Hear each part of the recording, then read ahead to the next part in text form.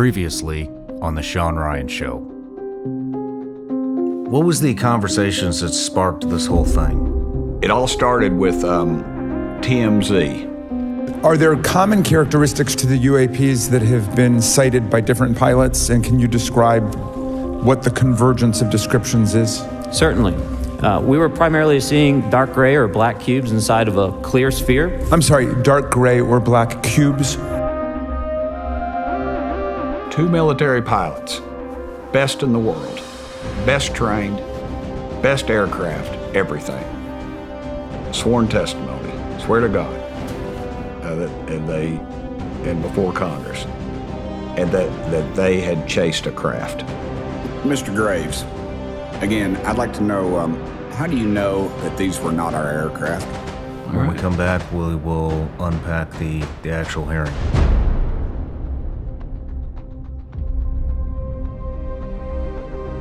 All right, Tim, we're back from the break. We're getting ready to dive into the UAP hearing. But before that, there have been a couple other things in the news lately that actually both this month that I'd like to get your thoughts or maybe a little bit of a debrief on it. One being the hearing with NASA. What happened there? I think, like the Pentagon, the other agencies, I think they're realizing, again, America believes, and the world, frankly, believes we're not alone. I think they smell dollars. NASA is, they're always hungry for money. They're trying to get to Mars. They're trying to do all this other stuff. Again, since 1947 at least, our government's been lying to us. Now all of a sudden they want money to study the issue. And I just, the folks that they had come talk to us the other day, I didn't know that the press wasn't invited. I would have not come to the meeting if I'd have known that, actually, because it was, they talked about nothing, and they talked about if something was spotted, who would be in charge of it. I think somebody even tweeted about it that, it'd be the Space Force. There again, you're your own agency. And then they talked about how they wanted to get with the other agencies, and so they collaborate. That's the big word they always use. That's sort of a think tank word, collaborate. You hear that a lot, like these leadership groups. We're gonna collaborate, and I think that's what it's just about money. They just want more money to study it, and I say, just turn loose the files, turn loose of everything you got. And then they said, well, what if you saw them with a telescope? Well, we wouldn't see a UFO with a telescope. And they said, and these people said, nothing we have is confidential. That's what they said. Nothing NASA has is confidential. Now think about that. Satellite imagery, all this other stuff is not confidential. So are they saying it's not confidential? And entire NASA was not confidential. So I guess what I'm saying is it below? Are they saying everything is below confidential, or are they saying everything is above confidential? Because confidential, it said it is not confidential. So that could be secret and top secret, or that could be completely unclassified. Well, speaking out of both sides of their mouth, actually, because as it turns out, they have satellite imagery, and they just said it's what they were saying was everything they have is open to the public. Open source. Open to the public. So I just don't buy that. And again, I think those people there, put them on a lie detector, they're telling the truth for what they knew. They're just the little compartmentalized bureaucrats that they were, and that's all their little world. That's all their little world was their little world, and that's all they knew. But again, it just boiled down to dollars. And I asked them, I said, how are we supposed to believe y'all that all of a sudden you want to study these things when you've told us they don't exist? They didn't really have a clear answer. Nothing? It was just like a lawyer. So, not a very good one at that. So are they just asking for money? Like that's literally No, they were saying, well, no, we're just doing it. We're studying it within our own purview. But then but if you read the report, though, the first paragraph, it talks about I think it's robust resources. We will be using robust resources to study. Now, where are they going to get that money? They're going to take it away from their ships, rockets they're sending to Mars or to the moon again, or what? And no, they got to come up with new money. And that again, this is just feeding the kitty. That's all they're doing. And you know, you have several different agencies, what I've found out, have said they don't exist. Now several different agencies say they do exist, and they're going to start studying them. So what has changed? I don't know, but you know, we kind of, I mean, let's talk about the money. We talked about this on a little warm-up video, but you know, what I don't understand is there's all the black budget programs, and we had talked about all the money that's going to Ukraine, and which is basically feeding the military-industrial complex companies, which are overcharging the government, and that's how we both believe that these black projects are being funded, by overcharging the government other areas and then funneling that money in. So do you think that they just believe this is an easy grab now that UFO, UAP statistically, and then when you see Schumer's come forward with his thing, and then I see all these UFO people saying, "Are you getting on board, Schumer's? We've got somebody that's really turned on." I mean, you got the swampiest of swamp creatures. I mean, I don't knock him. Every time I've met him and talked to him, he's been nothing but nice to me. But you know, it's just about money. We take in $5 trillion a year, and they want to spend over $7 trillion, and that's a conservative approach to these folks. Wow. So did NASA? Do they get in depth on what they're going to spend the money on, or is it just, hey, we need more money because we want to study these things? Are they saying, hey, they couldn't get real specific again, and it's just limited. Their knowledge is limited. It's give us money so we can develop a plan. I mean, that's where it's going to come down to. Give us money and we'll develop a plan, and then we'll come back to you on how we've spent your money. And they'll come back with, it's inconclusive. So why? Because they can continue studying. If they found it and said, hey, we found life, we've got this saucer over here, we've got this group over here, they wouldn't need the dadgum money anymore. So obviously. Yeah. So in your opinion, this is just complete nonsense. Yeah, we shouldn't be giving them give them more money to stay. Listen, if you're going to go to Mars, stick to your knitting. Go to Mars. If we're going to use you to track Soviet satellites, then let's do that. If we're going to, everything else, I think they just need to stick to their knitting. Yeah. How about the UAP hearings in Mexico? You know, our one guy that was down there that was in ours, he went down there and he was legit. And they brought these bodies forth, and I don't know anything about them other than what I've read and what I've heard. If they could get them up, noted ufologists have studied them, noted Mexican doctors. That's Mexican. It's not exactly the place I'd go for any procedures. I wouldn't get a splinter removed south of the border, and bring them up here. Let's take them to one of our research places and let our top research places if they're serious about it. This is the same guy who was rumored to have been involved in a former thing where they had some mummies and they turned out they were just a bunch of, I think it was little Mexican kids that had died. And they put them in it was years ago. There was a situation. He was rumored to have been involved with that situation. I just, bringing forth something like that was just kind of. This is the same guy that put this on as the same guy that was. Yeah, allegedly. What's the point of it then? Why would they have this?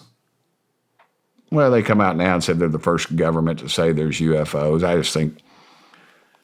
Again, something they got took. I just don't think the Americans went down there with an open mind, and I think they left disgusted with it. That's what I gathered. And the people that I know that are in the serious people in this country, they didn't want to say anything because they don't want to, but they've all confided in me that they thought it was pretty much of a hoax. Just a publicity stunt or something. Well, and the guy got in there, and he's rich. He'll travel the country. He'll be writing books about it, and he'll display them at the carnival or something. And yeah, I'm sure there's money attached to it. There always is. Do you think that set us back? Do you think it affected the genre at all? It'd set us back if I'd have put it in ours. But so they didn't want to come up here. Yeah. I mean, we had the most talked about UFO hearing in the world. I mean, bar none. Yeah. International. We had people covering it from all over the world. And I was literally having to turn down interviews just because there was just not enough time. Had to be places and blogs and podcasts, or what podcasts I guess you call them. And never heard from these guys once. Interesting. What do you know about other countries and their, not just Mexico, but Canada is big involved. Over in Europe's huge. England has they've had departments that have studied this, and people have come forward with information. So yeah, it's I think it's and you've got Soviet Union collapses and things. We lose things. You've got the Italians claim that there was a deal, and it's been written about, and I haven't had time to chase it really. Some deal with the Vatican, and that they recovered. They sponsored an archaeological type thing, and they recovered something. Of course, you got the Nazis, of course, in the Second World War. I don't put a lot of faith in that. I think they had a lot of technology going on. They had Werner von Braun in the V2, but they never could perfect a lot of their stuff. They were going 100 different directions, and they didn't learn how to mass produce stuff like you could take a M1 carbine. You could take the slide off of it, one made by Inland Marine, and put it on one made by Winchester. They couldn't do that. The Germans couldn't do that, and we mastered that. Mass production, similar. Something works, stick to it. It's cheap. It works. Produces. Let's go. And they would have, they're intricate and very precise with their things. And that's interesting. That's, oddly enough, that's how they got a lot of their war criminals, because they kept such incredible records of the horrible things they were doing to those poor folks that they hung them. They hung those bastards after the war because they found a lot of information. But I think there's been some pretty well documented cases all over the world. Yeah, George Knapp reports that Russia has had at least 45 UAP encounters. Former British defense official Nick Pope says that they are aware of UAP programs in both China and Russia. Scott Bray, acting director of Naval Intelligence, reports there are no signs of extraterrestrial involvement. It's just everybody's all over the board here. Do you have any information previous to China and Russia's UAP programs?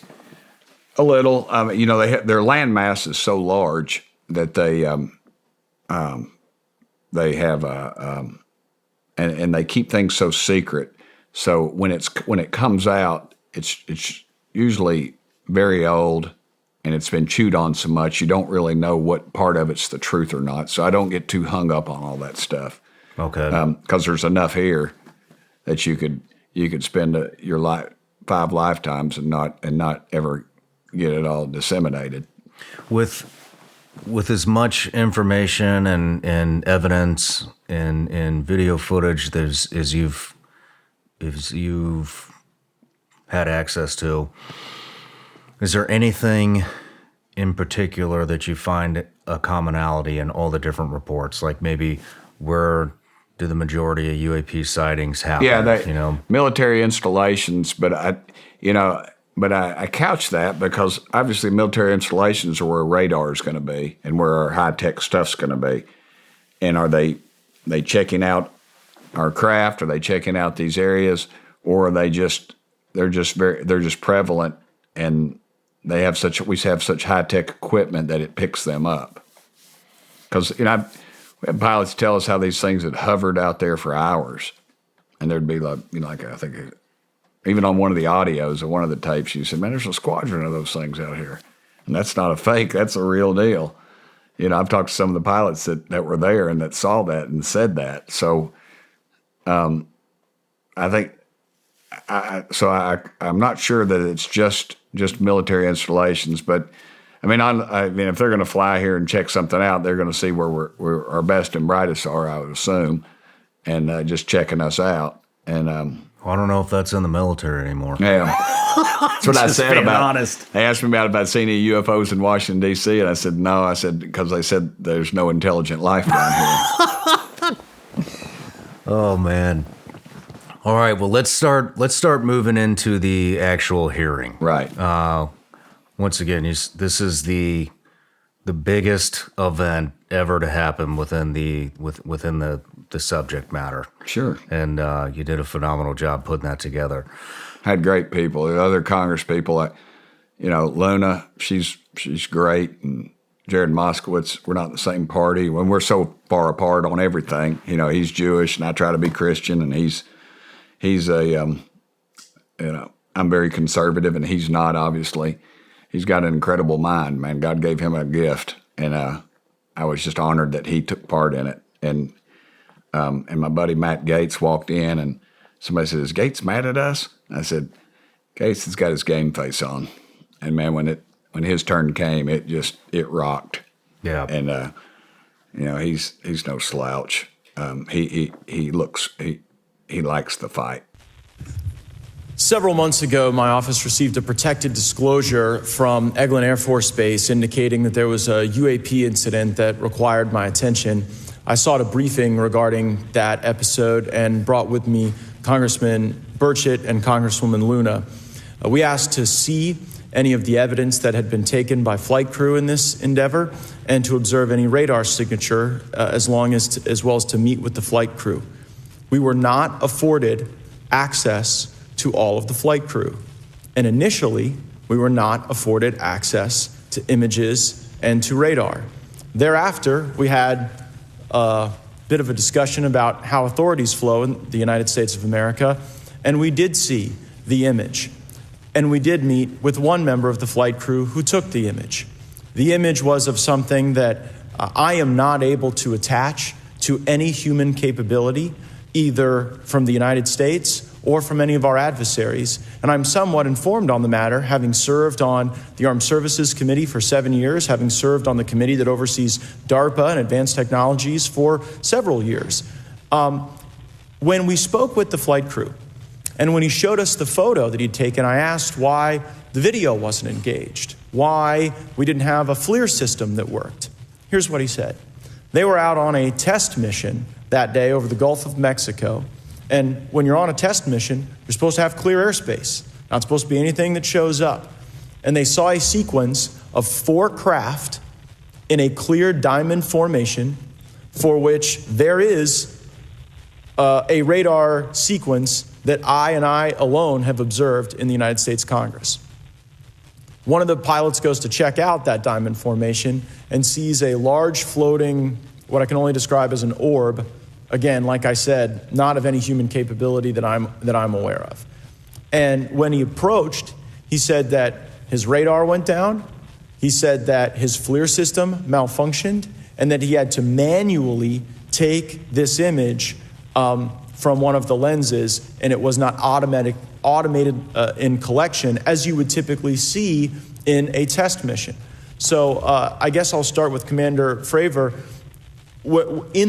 How should we think about the fact that this craft that was approached by our pilot had the capability of disarming a number of the sensor and collection systems on that craft? Well, I think this goes to that national security side, and you can go back through history of things showing up at certain areas and disabling our capabilities, which is disheartening. And for us, I mean, like I said, it completely disabled the radar on the aircraft when it tried to do it, and the only way we could see it is passively, which is how he got that image. So I think that's a concern on what are these doing, not only how do they operate, but their capabilities inside to do things like this. And how should we think about 4 craft moving in a very clear formation, equidistant from one another? in a diamond, in all of the phenomenon, perhaps, Mr. Grave, that you've analyzed, have we ever seen multiple craft in a single formation? I have one particular case, and that was during the gimbal incident. The recording on the AT FLIR system shows a single object that rotates.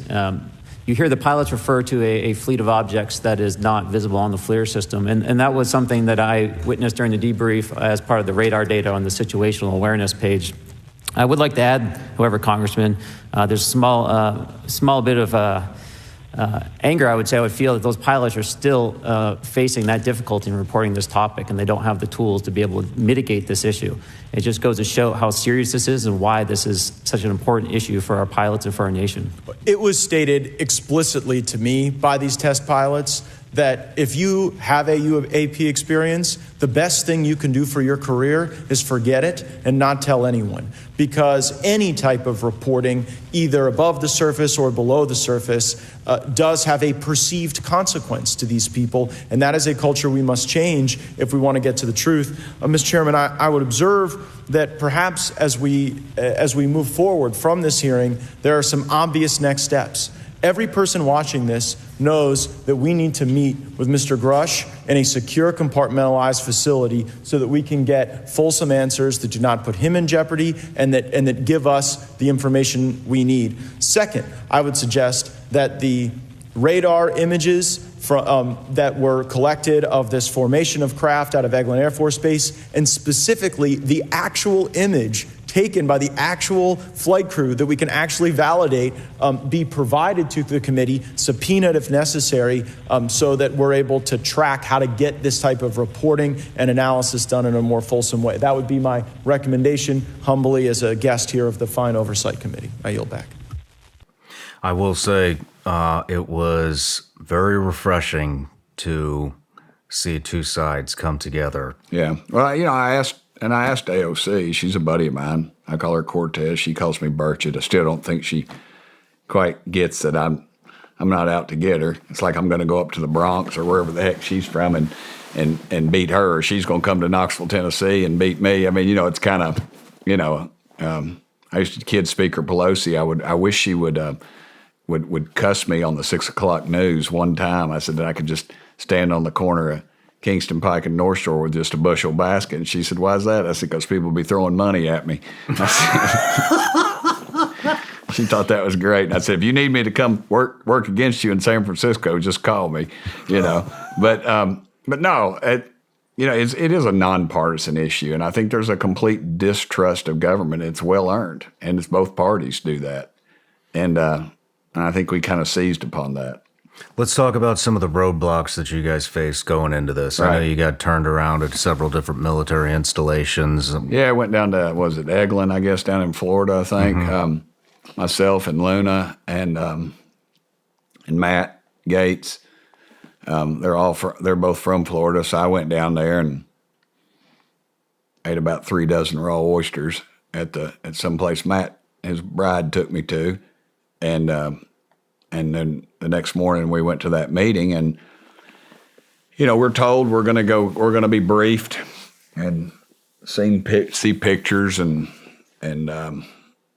trying to visualize it all in my head because it was so predictable, and meet the pilots. So we go into the skiff, which is James Bond kind of stuff. I don't have a Fitbit, but if you had a Fitbit, you had to take it off. You got a watch or anything electronic or a phone, you had to put it in the little, similar to the things they found the cocaine in at the White House, those kind of compartmentalized things. And so we go in. It's a big room, a lot of brass, a lot of suits, probably CIA or NSA or somebody, I don't know. And and they gave us a great briefing on some really scary stuff that's going on in and around where they are.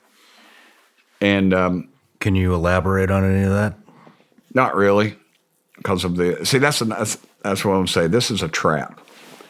We got to get in the skiff to get this information. Well, in some instances, unless it's been put out, which all this stuff, most of this stuff at Eglin was put out by other people in the room, But if they tell you that stuff, it's secret, and you're not allowed to talk about it unless it's been the press has been out there. But anyway, and that's a trap. You know, that's what they want to do with David Grusch. They want let's get him in the skiff. Let's get this information. Well, it's kind of questionable if they do that. If we can even talk about it, you know. People say, well, it'll help us devise our questions, and I just think it's a trap. So I just take him at his word, and we go on. But anyway, so Matt basically just says, hey, y'all have, it's not what we said we were coming down here for. And he said, yeah, I appreciate all this, but this isn't what we were told we were going to get to talk to pilots. We were going to see pictures. We were going to get to interview the pilots on what they saw. And they said, you can't do it. You don't have the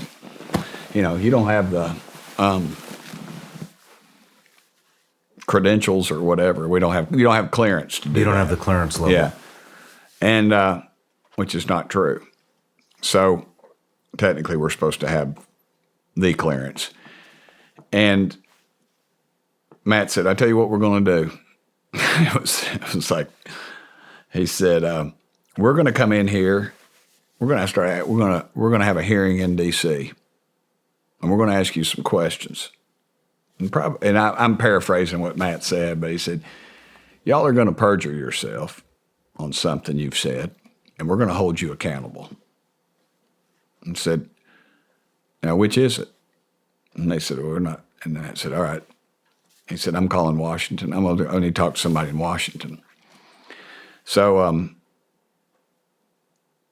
whoever at the Pentagon, Matt and the general brought us a nice fruit tray, I remember, up there. And the room was bugged, by the way. That was a funny thing. The room was, they had these mics connected and all this other stuff. And it was just, it's typical BS.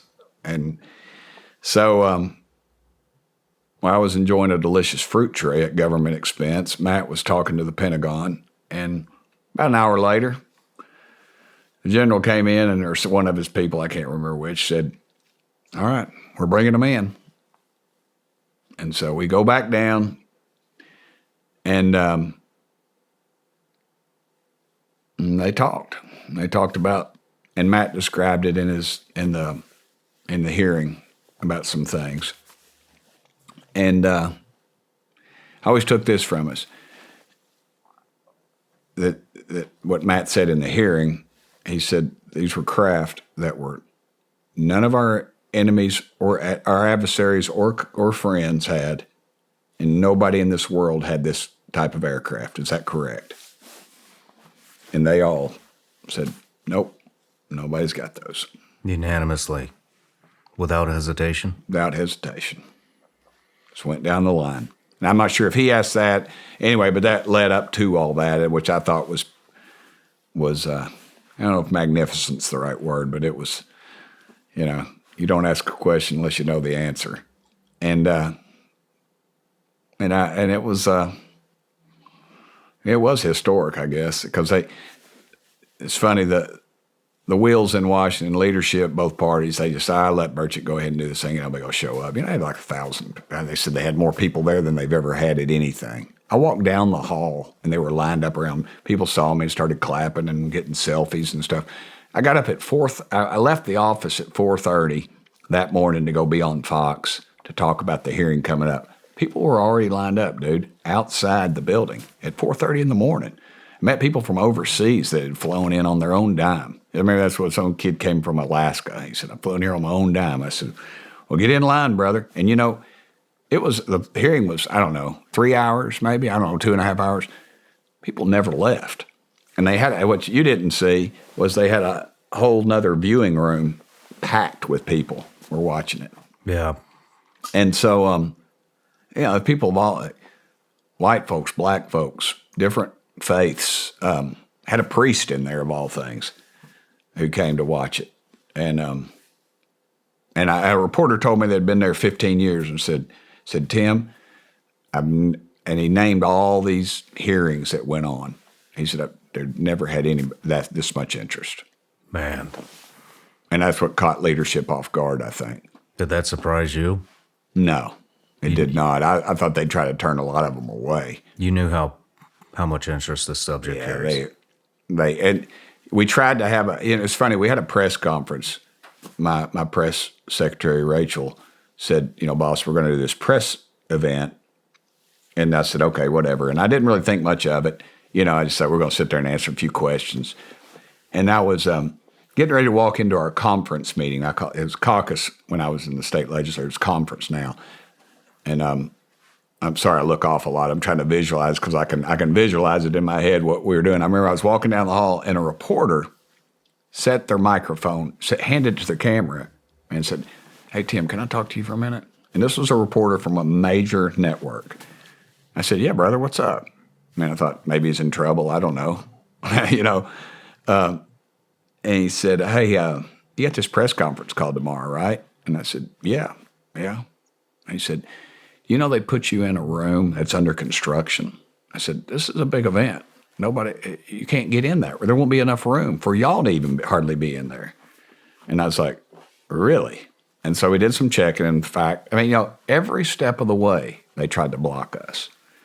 And that always just inspired me to push a little harder because even the press knew that there's something going on with this thing. And they got all this other stuff to cover, Hunter Biden and the president and all those shenanigans and cocaine at the White House and the border and fentanyl and all these incredibly important things. But every reporter pretty much was on top of that thing. Yeah. What other kind of pushback did you get? We had pushback from our own Republican staff, trying to discredit members. I was mistaken, but I was told I was going to chair this meeting. Yeah. And the day before, I was told, no, in fact, you're not going to chair this meeting. Who makes that decision? Well, it comes from on high. It's got to go from the speaker to the chairman or whatever, but it was fine. The guy that chaired it did a good job, and I don't think he realized, how big it was going to be. Yeah. Have the tiger by the tail on that one. Was that McCarthy's decision? I don't know. I guess. It could have been the chairman, or it could have been I just misunderstood. But if you saw any interview leading up to that, it said Tim Burchett will be chairing this. Luna, she said I was going to chair it. Gaetz said I was going to chair it. Moskowitz said I was going to chair it. Everybody said I was going to chair it, and then I was told. But, again, they asked, I got out there, I tweeted, I said, I've just been informed, and I dropped it at that because I didn't want the issue to be me or what was going on. I wanted to be what was in that thing because that could have easily blown up into, we just walked off, and then they would have been sitting there talking about Chinese spy balloons the whole time, which is what a lot of them wanted it to be about. That's what a couple of them brought up. They did.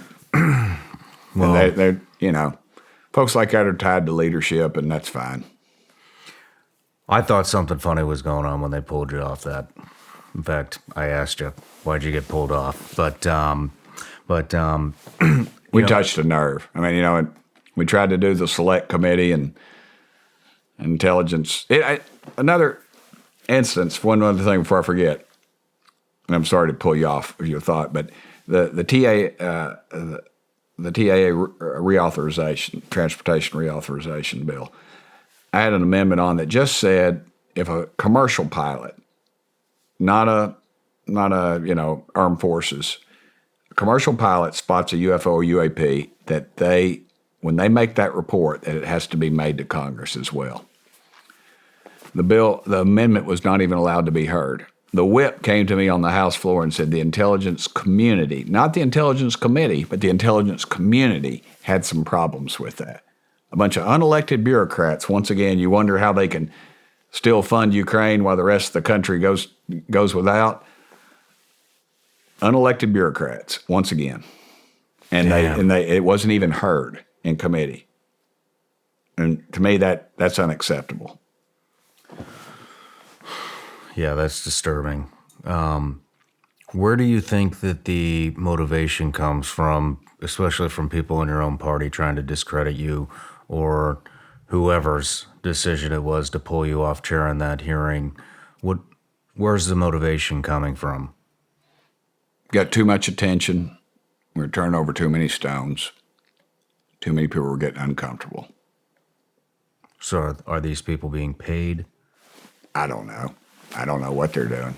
Honestly, I mean, it's the swamp. I mean, it's the crookedest thing I've ever been around in my life. But I mean, everybody says, "What's your biggest surprise when you got to Washington?" That I was not surprised, because it's it's just human nature, and they play upon it.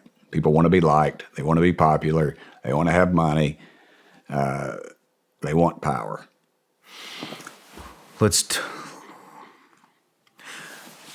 I think it may be coming from the reverse engineering, supposedly reverse engineering projects, and maybe some of these military industrial complex companies may be paying people off to try to discredit. Well, I mean, they can take them to dinner one night and then say, "Hey, we got this little condo down here at the beach. Why don't you bring your girlfriend or boyfriend or both down to the beach or something?" And they get their tentacles into them, their claws into them, and then they just own them. And it's just they develop a relationship, and everybody wants to be liked.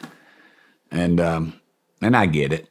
I'm not angry at anybody. I'm not even disappointed. I'm not even surprised. It's just what I deal with on a daily basis, just about on any issue. It's the way it is up there. That's why it needs to change. Well, let's unpack the actual hearing now. Okay. So I'd just like to go through each guy's testimony, even though it was all kind of intermixed. But let's start out with the pilots. David Fravor. Commander Fravor. Thank you. Thank you, Mr. Chairman, Congressmen, Congresswomen.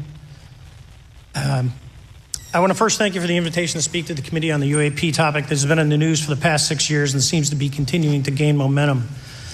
As you know, my name is David Fravor. I'm a retired commander in the United States Navy. In 2004, I was a commanding officer of Strike Fighter Squadron 41, the world-famous Black Aces. We were attached to Carrier Wing 11, stationed on board the USS Nimitz, and had begun a 2-month workup cycle off the coast of California. On this day, we were scheduled for a 2v2 air-to-air training with the USS Princeton as our control. When we launched off Nimitz, my wingman was joining up. We were told that the training was going to be suspended and we were going to proceed with real-world tasking. As we proceeded to the west, the air controller was counting down the range to an object that we were going to, and we were unaware of what we were going to see when we arrived. The controller had told us that these objects had been observed for over 2 weeks, coming down from over 80,000 feet, rapidly descending to 20,000 feet, hanging out for hours, and then going straight back up. For those who don't realize, above 80,000 feet is space. We arrived at the location at approximately 20,000 feet, and the controller called merge plot, which means that our radar blip was now in the same resolution cell as the contact. As we looked around, we noticed that we saw some whitewater off our right side. It's important to note that the weather on this day was as close to perfect as you could ask for off the coast of San Diego. Clear skies, light winds, calm seas, no whitecaps from waves. So the whitewater stood out in a large blue ocean. All 4 of us, because we were in F-18Fs, so we had pilots and Wizzo in the back seat, looked down and saw a white tic-tac object with a longitudinal axis pointing north-south and moving very abruptly over the water like a ping-pong ball. There were no rotors, no rotor wash, or any sign of visible control surfaces like wings. As we started clockwise towards the object, my Wizzo and I decided to go down and take a closer look with the other aircraft staying in high cover to observe both us and the tic-tac. We proceeded around the circle about 90 degrees from the start of our descent, and the object suddenly shifted its longitudinal axis, aligned it with my aircraft, and began to climb. We continued down another 270 degrees, nose low, where the tic-tac, or we considered 270 degrees to where, and we went nose low to where the tic-tac would have been. Our altitude at this point was about 15,000 feet, and the tic-tac was about 12,000. As we pulled nose onto the object, within about a half mile of it, it rapidly accelerated in front of us and disappeared. Our wingmen, roughly 8,000 feet above us, lost contact also. We immediately turned back to see where the whitewater was at, and it was gone also. So as we started to turn back towards the east, the controller came up and said, "Sir, you're not going to believe this, but that thing is at your cat point, roughly 60 miles away in less than a minute. You can calculate the speed." We returned to Nimitz. We were taking off our gear. We were talking to one of my crews that was getting ready to launch. We mentioned it to him. And they went out and luckily got the video that you see, that 90-second video. What you don't see is the radar tape that was never released, and we don't know where it's at, of the active jamming that the object put on an APG-73 radar. And I can get into modes later if you're interested. What is shocking to us is that the incident was never investigated. None of my crew were ever questioned. Tapes were never taken. And after a couple days, it turned into a great story with friends. It wasn't until 2009 until Jay Stratton had contacted me to investigate. Unbeknownst to all, he was part of the ATIP program in the Pentagon led by Lou Elizondo. And there was an official report that came out that's now on the internet. Years later, I was contacted by the other pilot, Alex Dietrich, and asked if I'd been contacted, and I said no, but I'm willing to talk. I was contacted by Mr. Elizondo, and we talked for a short period of time, and he said we'd be in contact. A few weeks after that, I was made aware that Lou had left the Pentagon in protest and joined forces with Tom DeLonge, Chris Mellon, Steve Justice, and others to form Two Stars Academy, an organization that pressed the issue with leading industry experts and U.S. government officials. They worked with Leslie Kean, who is present today, Ralph Blumenthal, and Helene Cooper to publish the articles in the New York Times 2017 New York Times. And it removed the stigma on the topic of UFOs, which is why we're here today. Those articles open the door for the government and public that cannot be closed. It has led to an interest from our elected officials who are not focused on little green men, but figuring out where these craft are, where are they from, the technology they possess, how do they operate. It also led to the Whistleblower Protection Act and the NDAA. There are multiple witnesses coming forward to say that have firsthand knowledge, and Mr. Grusch just covered that. What concerns me is that there's no oversight from our elected officials on anything associated with our government processing or working on craft. Believe it, not from this world. This issue is not a full public disclosure that could undermine national security, but it is about ensuring that our system of checks and balances works across all work done in the government using taxpayer funds. Relative to government programs, even unacknowledged WAVE programs have some level of oversight by the appropriate committee members in the House and Senate, and this work that is said to be occurring from whistleblower testimonies should not be exempt. In closing, I would like to say that the Tic Tac object we engaged in 2004 was far superior to anything that we had on time, have today, or are looking to develop in the next 10 years. If we in fact have programs that possess this technology, it needs to have oversight from those people that the citizens of this great country elected in office to represent what is best for the United States and best for the citizens. I thank you for your time. Thank you very much. His concern was that there was going to be a collision, and his concern was literally with the pilots, that they have some safety and security, because the government's saying this isn't happening and this is not going on. I mean, it was just a genuine concern, and he's been brought into it because of what he'd seen. What did he see? Can you go through his testimony? Well, so you're asking me to remember too much. I was up on stage moving around pretty quick. Let's see. I can throw it all together.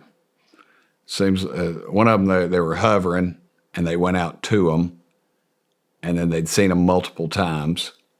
Then they chased them, and then, well, they both were pretty similar as far as that went down. I mean, I knew their testimony before they gave it. I mean, obviously, because I had, I'd researched them pretty well. And all I wanted them to do was just to get up there and just tell what they saw, and and show that they had nothing to gain from it, and maybe give them a little credibility, because I'm sure they'd taken some abuse over it. Yeah.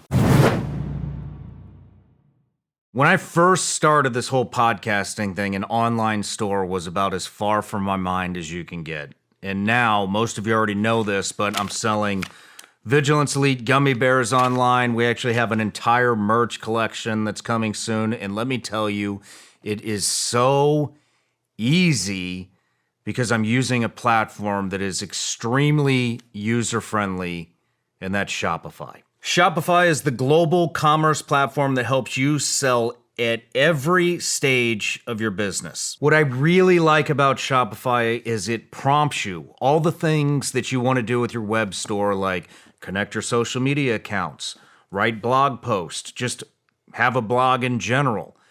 Shopify actually prompts you to do this. You want people to leave reviews under your items? You can do that on Shopify. It's very simple. Shopify helps you turn browsers into buyers with the internet's best converting checkout, 36% better on average compared to the other leading commerce platforms. Shopify is a global force for millions of entrepreneurs in over 175 countries and power 10% of all e-commerce platforms here in the United States. You can sign up right now for $1 a month. It's shopify.com/Shawn. That's all lowercase. Go to shopify.com/Shawn now to grow your business no matter what stage you're in. That's shopify.com/Shawn. Right now, I just want to give a huge shout out to all of you out there whose job it is to hire. From small business owners who are just trying to grow their team to the HR rep of a big firm who's hiring hundreds throughout the year. You all have one of the toughest jobs there is. But what if I were to tell you there is an easier way to hire? It's called ZipRecruiter. And right now you can try it for free by going to ZipRecruiter.com/SRS. Instead of you doing all the hiring work, getting everything together, packaging it up, putting it on every single social media app, your email list, everything, you just go to ZipRecruiter and it works for you. Once you post your job on ZipRecruiter, basically it sends it to 100+ different job sites so that you reach more of the right people. ZipRecruiter's powerful technology scans thousands of resumes for you to identify people whose skills and experience match your job. If you're hiring, let ZipRecruiter make your job easier. 4 out of 5 employers who post on ZipRecruiter get a quality candidate within the first day. See for yourself. Go to this exclusive web address to try ZipRecruiter for free. ZipRecruiter.com/SRS. Again, that's ZipRecruiter.com/SRS. ZipRecruiter, the smartest way to hire. And, you know, and the Tic Tac videos, of course, because they're shaped like the candy, was the interesting thing to me is that it didn't show a heat trail. It went underwater. They followed them. They chased them. I'd say they chased them. They weren't really. They had the capabilities of just smoking them if they needed. I mean, they couldn't keep up with them. They went underwater at one point, and they didn't lose any speed at all. They went underwater. Yeah, they followed them. And they went underwater, and then they came back out. And if you just follow their natural trajectory, big word for me, but if you follow the movement, they went, and then when they just came back up. It just didn't even faze them. Could they see them underwater? At one point, and one of the things they could, but they were using, I forget which kind of infrared they were using to follow them. It wasn't infrared because it didn't show a heat signature. It was, well, I forget the terminology, but it was, you know, I'd watched those videos 100 times before because every time I'm on TV, they always show them. And, you know, and they keep saying they don't exist. The government says they don't exist, and yet they do. And I'm pretty sure one of the people we mentioned in the earlier segment might have had something to do with getting those out to the public. And so... well, I would love to talk to that individual. Well, I'll work on that. If you would make that connections kindly, please. I will try to make that connection. But, you know, again, what I said in my opening statement was, we're not going to bring little green men in here. We're not going to bring a flying saucer. All we're going to do is bring people out that have nothing to gain, basically, to get this stuff out there to the American public. Because they've been told so long this isn't happening, it's not real. And these guys are going to tell you it's happened. And all 3 of them pretty much did. You know, yeah. It was almost surreal, really, because I kept, you know, my whole life, I watch those TV shows, and it makes me angry that they keep saying the government has this stuff or these people, and they won't allow them to speak. And then I got in a position where I could put it out there. It was a little pretty satisfying for me, just that we pulled it off. Yeah. And you know, and as they were talking, a lot of the times they were talking, the camera would be on them. I could talk to members of both sides of the aisle and encourage them in their questioning of where they were going with this stuff, and so it worked really well for all of us, I think. The whole committee really worked well. Yeah. Let's move into Brian Graves' testimony. Okay. And what he wanted. So Brian Graves, also a naval pilot, firsthand account, saw UAP. Do you remember his testimony specifically? Yeah. Interesting thing about his was he saw it, compartmentalized it, never talked about it. I'll now recognize Mr. Graves for 5 minutes for your opening statement. Thank you. Chairman Grothman, Ranking Member Garcia, distinguished members of the House Oversight Subcommittee on National Security, Representatives Burchett and Luna. My name is Ryan Fobbs Graves, and I'm a former F-18 pilot with a decade of service in the U.S. Navy, including 2 deployments in Operation Enduring Freedom and Operation Inherent Resolve. I have experienced advanced UAP firsthand, and I'm here to voice the concerns of more than 30 commercial aircrew and military veterans who have confided their similar encounters with me. Today, I would like to highlight 3 critical issues that demand our action. As we convene here, UAP are in our airspace, but they are grossly underreported. These sightings are not rare or isolated, they are routine. Military aircrew and commercial pilots, trained observers whose lives depend on accurate identification, are frequently witnessing these phenomena. The stigma attached to UAP is real and powerful and challenges national security. It silences commercial pilots who fear professional repercussions, discourages witnesses, and is only compounded by recent government claims questioning the credibility of eyewitness testimony. Parts of our government are aware of more about UAP than they let on, but excessive classification practices keep crucial information hidden. Since 2021, all UAP videos are classified as secret or above. This level of secrecy not only impedes our understanding, but fuels speculation and mistrust. In 2014, I was an F-18 Foxtrot pilot in the Navy Fighter Attack Squadron 11, the Red Rippers. And I was stationed at NAS Oceana in Virginia Beach. After upgrades were made to our jet's radar systems, we began detecting unknown objects operating in our airspace. At first, we assumed they were radar errors, but soon we began to correlate the radar tracks with multiple onboard sensors, including infrared systems, eventually through visual ID. During a training mission in Warning Area Whiskey 72, 10 miles off the coast of Virginia Beach, 2 F-18 Super Hornets were split by a UAP. The object, described as a dark gray or a black cube inside of a clear sphere, came within 50 feet of the lead aircraft and was estimated to be 5 to 15 feet in diameter. The mission commander terminated the flight immediately and returned to base. Our squadron submitted a safety report, but there was no official acknowledgement of the incident and no further mechanism to report the sightings. Soon, these encounters became so frequent that aircrew would discuss the risk of UAP as part of their regular pre-flight briefs. Recognizing the need for action and answers, I founded Americans for Safe Aerospace. The organization has since become a haven for UAP witnesses who were previously unspoken due to the absence of a safe intake process. More than 30 witnesses have come forward, and almost 5,000 Americans have joined us in the fight for transparency at safeaerospace.org. The majority of witnesses are commercial pilots at major airlines. Often, they are veterans with decades of flying experience. Pilots are reporting UAP at altitudes that appear above them at 40,000 feet, potentially in low Earth orbit or in the gray zone below the Kármán line, making inexplainable maneuvers like right-hand turns and retrograde orbits or J-hooks. Sometimes these reports are reoccurring, with numerous recent sightings north of Hawaii and in the North Atlantic.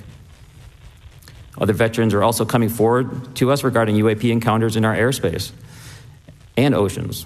The most compelling involve observations of UAP by multiple witnesses and sensor systems. I believe these accounts are only scratching the surface, and more will share their experiences once it is safe to do so. In closing, I recognize the skepticism surrounding this topic.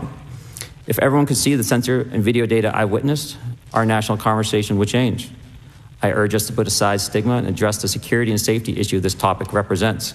If UAP are foreign drones, it is an urgent national security problem. If it is something else, it is an issue for science. In either case, unidentified objects are concerned for flight safety. The American people deserve to know what is happening in our skies. It is long overdue. Thank you. It was leaked. They said it did not exist. Then it came out, and they said it's a fake. Then I believe, correct me if I'm wrong, but he had his audio. They heard him talking, and they figured out who it was, and they went to him and said, "Yeah, that's me." No kidding. That's how they found out. I think it was sort of in that line from what I understand. It might get changed around a little bit, but what I understand, that's pretty much it. So he had never intended to actually come out. He was going to just let this die. Yeah, I mean, it was part of his duty, and he did his duty and went on about his business. Rest of it, I mean, that happened years ago. He's not, I don't believe he's even in the force anymore. Mm-mm. And but they talked about how they were hovering and how they took off, and at the speed he took, it was just, we did the math, and it was just something, it would turn you and me into a blob. Yeah, I believe that was one of the questions was, could a human body even wiststand it? Withstand these G's, the G-force. But it wasn't a gradual increase either. It was just, whoosh, it was gone. And he, very compelling. Again, why would he come back to endure any criticism over this thing when he's just doing his duty? And those are the guys, though, that, they get interrogated and after it's over with, and they get a blemish on their record. And I wish that and that's too, if we were to come out and just admit that this thing's going on, is we've covered it up, and here's some proof we've got of it, they'd be clear. They'd be clear. Yeah, I think it was Ryan that was, his thing was blowback on pilots for coming out, correct? Yeah.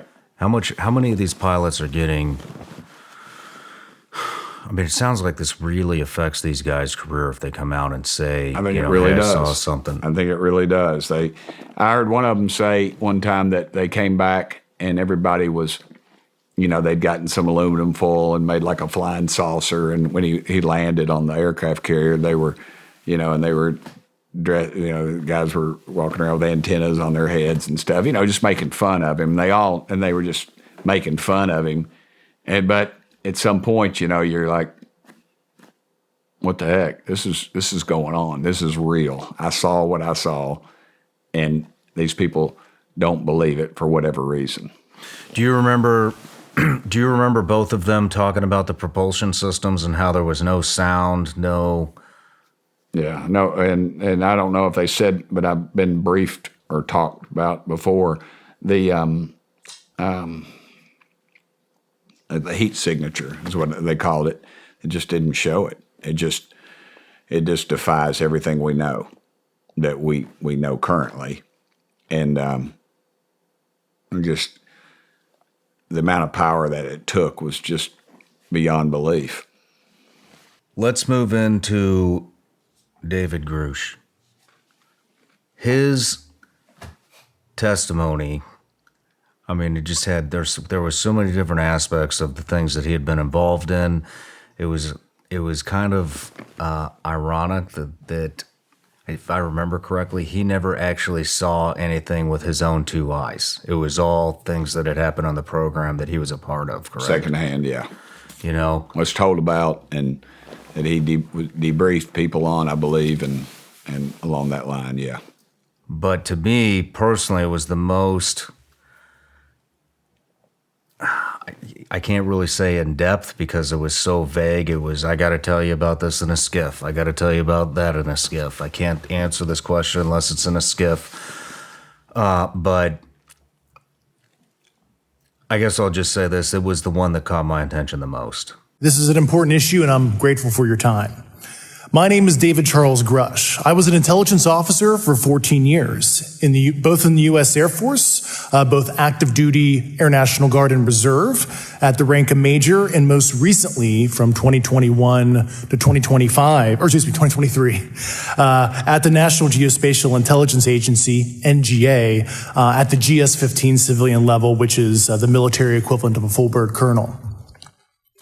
I was my agency's co-lead in unidentified anomalous phenomena and transmedium object analysis, as well as reporting to the UAP task force, UAPTF, and eventually, once it was established, the All-Domain Anomaly Resolution Office, ARROW. I became a whistleblower through a PPD-19 urgent concern filing in May 2022 with the Intelligence Community Inspector General. Following concerning reports from multiple esteemed and credentialed current and former military and intelligence community individuals that the U.S. government is operating with secrecy above congressional oversight with regards to UAPs. My testimony is based on information I've been given by individuals with a long-standing track record of legitimacy and service to this country, many of whom also have shared compelling evidence in the form of photography, official documentation, and classified oral testimony to myself and my various colleagues. I have taken every step I can to corroborate this evidence over a period of 4 years while I was with the UAP Task Force and do my due diligence on the individual sharing it. This is because of these steps, I believe strongly in the importance of bringing this information before you. I am driven by a commitment of both to truth and transparency, rooted in our inherent duty to uphold the United States Constitution and protect the American people. I'm asking Congress to hold our government to this standard and thoroughly investigate these claims. But as I stand here under oath now, I am speaking to the facts as I've been told them. In the U.S. Air Force, in my National Reconnaissance Office, NRO, reservist capacity, I was a member of the UAP Task Force from 2019 to 2021. I served at the NRO Operations Center on the Director's briefing staff, which included the coordination of the Presidential Daily Brief and supporting variety of contingency operations, which I was the Reserve Intelligence Division Chief backup. In 2019, the UAP Task Force Director asked me to identify all special access programs and controlled access programs, also known as SAPs and CAPs, we needed to satisfy our congressionally mandated mission, and we were direct report at the time to the DepSecDef. At the time, due to my extensive executive level intelligence support duties, I was cleared to literally all relevant compartments and in a position of extreme trust, both in my military and civilian capacities. I was informed in the course of my official duties of a multi-decade UAP crash retrieval and reverse engineering program, to which I was denied access to those additional read-ons when I requested it. I made the decision, based on the data I collected, to report this information to my superiors and multiple inspectors general, and in effect becoming a whistleblower. As you know, I've suffered retaliation for my decision, but I am hopeful that my actions will ultimately lead to a positive outcome of increased transparency. Thank you, and I'm happy to answer your questions. I'd say it caught the country's attention the most, and I said if you discredit him, if everything comes out and says he's a liar, we still got these two pilots, and I just think that they, I know Grusch, I've known him for some time. We talk, we text frequently or whatever, and he's a very interesting guy. He's put into a tough situation, and again, why would you come out with all that? Because you know he's going to get humiliated publicly. Yeah. Could you go through some of the stuff that he disclosed? Yeah. Bodies. There are bodies. There are craft. And that went along with my line of questioning. My questions were kind of leading because I knew the answer, but I wanted them to say it, that they, we know this stuff's out there. Somebody has it, and how they keep it from us. Because the next thing would be, well, why didn't somebody come out with it then? Because the people that have it, that are looking at it probably right now, don't know what the heck they're looking at. Mm-hmm. And he was talking about reverse engineering crafts. That's right. So where is he saying these crafts came from? Where did we recover them? Some are archaeological now I could be putting conversations that I've had versus the committee, because you got to realize I've been. Yeah. You don't know. I've been in so much of these meetings, and people call me, and then I get information and talk to these guys or text them or whatever. But some of them are archaeological in digs that people have found. Some of them are craft that have crashed recently that have just been covered up. But there's kind of a cutoff, I think, because of the technology. And that leads me back to that electro whatever radio that we think maybe caused them some difficulty and that caused some of these crashes, and that our technology has moved past that now. So you're probably not seeing those type of crafts those crashes happening, if they are happening at all, because we've moved past the technology that we were using in the 40s and 50s and 60s and maybe in the 70s. But it's not transistors anymore, obviously. So it was previous technology that was causing these things to crash. What technology? It was a radio technology, some kind of radio technology we were using, and maybe in some of our radars and things like that we no longer use. And I apologize, I can't even remember the name of it. I should have read up on it again. But it was I was told that by somebody pretty informed that thought that was probably the reason that all of a sudden that it started, and then all of a sudden it sort of stopped, because after we quit using that kind of technology, it quit. It apparently would not. And I don't know if shorten it out is the right thing, because I don't know what they're using. Yeah. But apparently is what it did was it would lock them up, kind of. Maybe offline, did he ever talk about how long it may have taken to reverse engineer some of these crafts? Offline, like me and you talk offline, or offline, did I talk offline with them? Offline with them. Oh, yeah.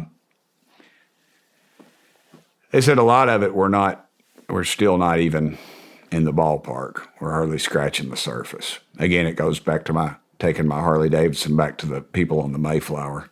Yeah. Kind of thing. And we're the people on the Mayflower.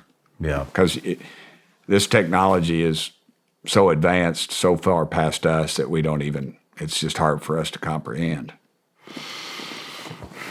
How about, he had also talked about recovering non-human biologics. Yeah, bodies is what and of course, if the craft got here, somebody had to fly them at some point. How they do that, I don't know. If you believe we have crashed craft, stated earlier, do we have the bodies of the pilots who piloted this craft? As I've stated publicly already in my News Nation interview, Biologics came with some of these recoveries. Yeah. Were they, I guess, human or non-human biologics? Non-human, and that was the assessment of people with direct knowledge on the program I talked to that are currently still on the program. And was this documentary evidence, this video, photos, eyewitness? Like, how would that be determined? The specific documentation I would have to talk to you in a skiff about. I mean, not necessarily. We're doing drones. Yeah, we're doing drones. Like that's correct. That's drones. correct. And maybe that's why some of them do, some of them don't. But I would think at some point we would, some kind of, you look at the hieroglyphics and things, and some people have mentioned that there is, that there would, I know one of them told me, that I referred to earlier, told me that there was like, they wouldn't call it portholes, but it was obviously something, a viewing type situation. Where what do you mean by that? They could see out of it, the craft. That was in the, maybe the Mediterranean, I believe where they were at the time in the Navy. And when the craft slowed down over them, that they could see before it got to them, or when it's pulling out or whatever, they could see that there was obviously some kind of viewing apparatus in it. So, but yeah, I don't know. I don't get too hung up on all that. I just, like I said, my thing is that they continue to hide this. How can we trust the government that said they didn't exist? And then all of a sudden they say they do exist. And we're supposed to fund them to study it.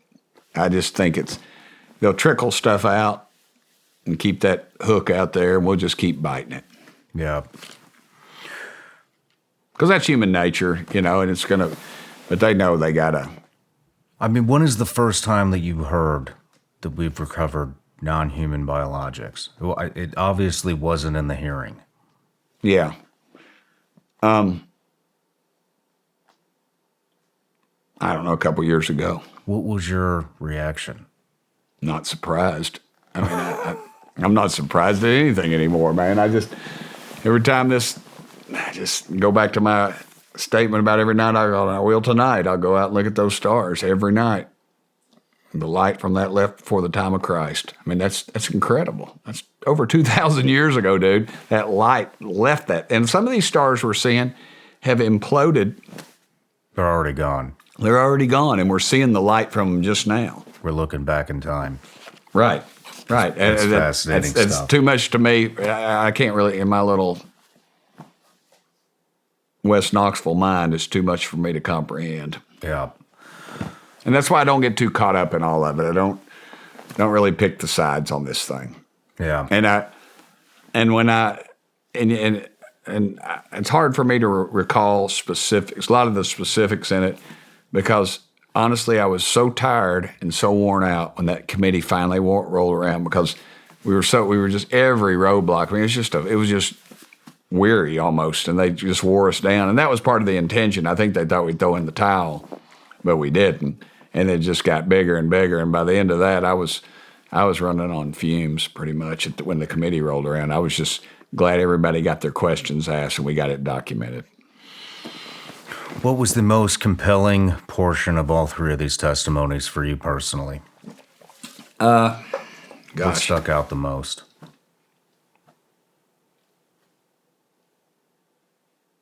I don't know, because honestly, I've been reading about this and studying this since I was 7 or 8 years old, and I've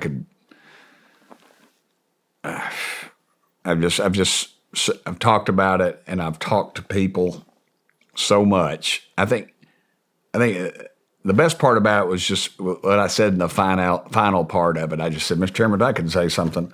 He said, yeah, sure. I said, I hope this allows you folks that have, took ridicule your whole life over this thing to finally say, yes, somebody else believes what you're saying, and that you don't, you're not some pariah or something. You're not crazy. Yeah. That you've seen something, and we're going to try to get to the bottom of it. I don't know if I will or not. I think, they're going to keep throwing up roadblocks and giving me one more committee. Amazing. We got to take time in government to make government bring out stuff that they have. Yeah. And they still won't do it. Yeah, it is very frustrating. And that's Americans want their pizzas in 30 minutes or less, and that's about our dadgum attention span, and I'm 100% guilty of that. Yeah. They run out the clock on this thing. There'll be another shiny object over here we'll be chasing and move on to something else, they think. I'm going to keep pushing at it. I don't know how much longer I can keep Congress involved in it. Yeah, well, I think we're seeing that in just about every issue that gets brought up is we're just kicking the can down the road, And it goes away. It's a great, it does. It's a great deal for them because people in the swamp, because they know they can just move on to the next one. Yeah, it does work. I mean, saw with the Afghan withdrawal recently. Nobody's talking about that anymore. We saw with all kinds of stuff that's happening. And nobody's talking about the cocaine at the White House. Nobody's talking about all these other things. But, there's still, every day I'm getting a call on UFOs. Yeah, nobody's talking about the Epstein stuff. Who? Yeah, absolutely. And that's the biggest cover-up of, they spent a whole lot of time trashing, the movie about that, about the kids being abducted and stuff. And it doesn't exist. It doesn't happen. And every day there's somebody's breaking a new ring. Well, I don't care if it's, coming from on high or some trailer park somewhere, they're definitely hiding something. They pulled my interview with Jim Caviezel down. I just woke up one morning, it was gone. I do not doubt that. And he was the main actor in that movie. But, back to Graves, there was one of the big subject matters in the hearing was government intimidation, blowback from coming out, and then almost right after that, they leaked that Grusch had PTSD medical information in his record to try to discredit him. And that was, I was told, straight from the intelligence community. They held on to that, and they leaked it to this. It wasn't even a mainline reporter. I don't think anybody else would touch it. Yeah. And he got the scoop, and that's what reporters do. But it was they were holding on to that one. Yeah. Well, what happened after that hearing? A lot of what Grusch had to say was, I want to talk to you in a skiff. Did you guys ever get the skiff? Did you ever get the... Never did. You never got the skiff. What's holding that up? Well, I suspect somebody's got somebody's ear in leadership. And the Intelligence Committee / community, they didn't like what we did. They didn't like us. Is that the committee in Congress or the Senate? Well, there's one in both, but the Intelligence Committee in the House didn't want it. And, there's all these rivalries. It just happens. I mean, it's just human nature, dude. I don't, they're all my friends, but, we touched a nerve. We really did. And I feel like some people, they said this stuff doesn't exist and they made fun of it. And then leading all three stations, I mean, ABC, NBC, CBS, CNN, Fox, you name it. Newsmax, OAN. I mean, they just pounded it, and their ratings have gone through the roof. And I knew that that somebody was reading the polling data when Fox started calling, because it was just everywhere. Yeah. And I'd go to a high school football game or something, and it's all anybody wanted to talk about. Church parking lot. It's all they wanted to talk about. It was, and I guess looking back, it's almost surreal, really, because it was pure, man. It was pretty cool. Do you think a lot of these people that have commented to you under the table on good job, thanks for covering this, you think they saw the notoriety? You think they saw some of them did the news and they just want more press and that's time? why they want to bump me. They don't. That's why we're not, probably part of the reason we're not getting a select committee. And that's just part of the game. Do you talk to the Senate committee at all? Oddly enough, all those UFO people in the Senate that talk UFOs, a couple of them I've tried to have meetings with, and they've canceled the meetings. Really? Yeah, before all this even happened. And, we'll meet with you. Interesting. And then they cancel it, and they never reschedule. I've been trying like hell to get Marco Rubio in here to talk about it. Ask him why he canceled the meeting with me. I will. If I get him in here, I'll ask him that. But he'll probably say who. Yeah. But where do you? The staffers, they got too much control, and they're running the show. Yeah. What's coming next in Congress? With this issue? Yeah, with this issue. Yeah, we'll have another committee, and what I'd like to bring in is some department people. I don't want to discuss too much about it because they'll end run me again. But we've got some pretty informed people that want to come in and talk about what's going on in their departments or what went on when they were there, and maybe hopefully issue some subpoenas to get some real information. This putting it in the skiff is just, it's too edgy. It has to be leaked, out about the press, and then you can talk about it allegedly. I don't know. It's just ridiculous. And too much red tape. Do what? Too much red tape. Well, it's that way on purpose. Yeah. Keeps the powerful in power, and they're the ones who make the rules. And how do you get to that much power? You got to be there for a while. You got to sell your soul. Yeah. Do you know when the next hearing is going to be? Not yet. We'd like to have it pretty soon, though. I'd like to have it before the end of the year. Really? Yeah. Well, I'd love to get out there for it.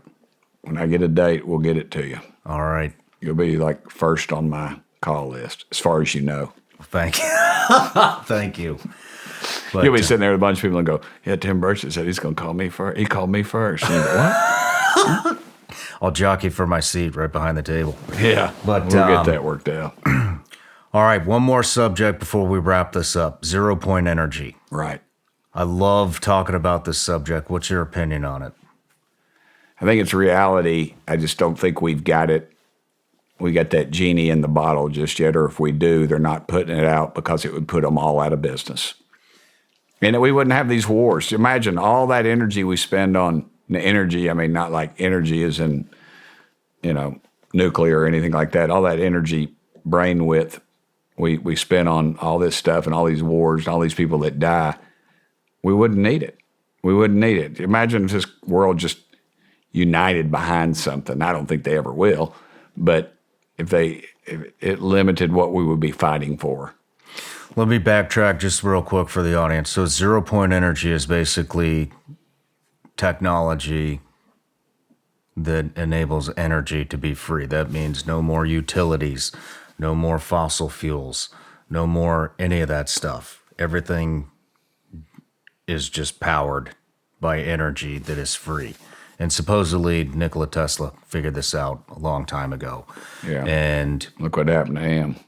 Yep. They confiscated all of his research. Died alone in a motel room. Broken. Guy that invented the hydrocar, mysteriously dead. Yep. In a knife fight, like at his farm. Yep. All about it. So you think 0 point energies might be real? Yeah, I mean, you look at, they used to say, well, they can't make fake diamonds. Well, they're making fake diamonds, and everybody that does it gets bought out. I mean, I've seen well-sourced media programs on these fake diamonds, that going to put De Beers out of business and all this other stuff. And we're finding out these so-called rare earth minerals. Well, guess what? They're not that rare. Nope. They're around, and we've just created all these bogus environmental rules to keep us from getting them, or and then certain areas are allowed to get them. A lot of the people said that was the biggest marketing scam ever. What's that? The diamond. Oh, the diamond. Yeah. Absolutely, because they allow a certain amount to go out through their brokers, through their markets, through their marketeers. And it's basically, I think De Beers is the major controller of them. Yes, it is. So 0 point energy, who do you think holds the technology? I don't know. It'd have to be, we mentioned the industrial war complex, these multinational corporations. Do you think it's Lockheed? I think probably. They got some, they'd have to have input in it. They control it. But yet, they're still developing their jet engines and everything else through the process. But because that keeps their money. Once that 0 point comes out, they're all out. Yeah. So I feel like if they have it, they're holding on to it to keep us from getting it. Interesting. Well, Tim. Thank you, brother. It's been a pleasure. I appreciate the time. It was an honor to have you here. I can't wait for the next hearing, and we'll be watching. How can people support you? Well, you can follow me on Twitter at Tim Burchett. I don't think it'd be appropriate for me to ask for anything campaign related since we're talking stuff. So you can just Google all that if you want. But all right. But I appreciate it. I've been very fortunate in life. I never had money. Mom and Daddy never did. Just hardworking people and put themselves through school and fought in the war and all that. And I've had good health and good people around me. And I just knock on doors when I run for office. I'm not the big media guy. And have a buddy of mine calls me every Sunday, usually with bad news. He sort of trades off information, but he told me one week, he said, you're probably one of the poorest guys in Congress. And I said, well, I appreciate that. Next week he calls me back and goes, I did some checking. You are the poorest guy from Tennessee, in Congress. And I said, well, I really appreciate that. I mean, we get a great salary, but it's kind of funny. It's just, it is very much a rich man's game. And for a system that allows, the Tim Burchetts of the world to run for office and hold, like I say, every night, I walk out and look at that dome over the Capitol, and I think, wow, Charlie and Joyce Burchett's baby boy is United States Congressman.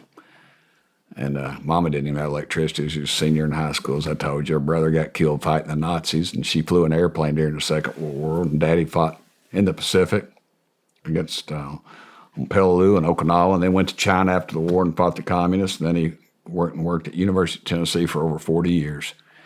Got a brother and sister, and they're both good-looking and great athletes and very smart. I didn't get any of those attributes, so I just got lucky and got in the right place and married a beautiful woman and got a great daughter out of the deal. And I'm just very fortunate that my wife will say, I said, baby, about this Congress thing we were talking about running, and she said, honey, I got this, which meant she got the home front.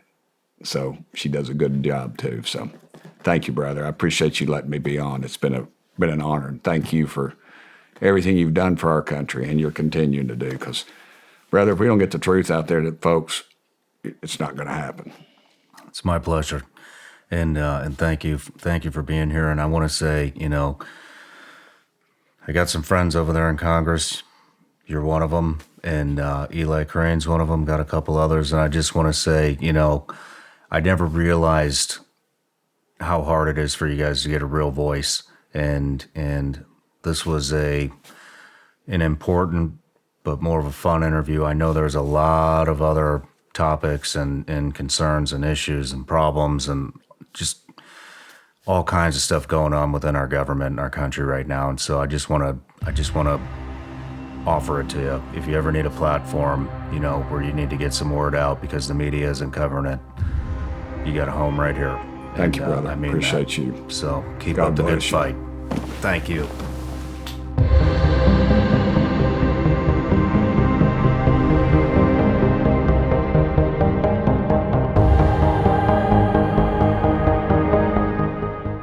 Hey everybody, I'm Shawn Ryan. Click here to subscribe to the Shawn Ryan Show YouTube channel for the hottest and most compelling interviews that you will not see anywhere else. I've also made a playlist of all the previous SRS episodes so they're easy to find. You can find that right here.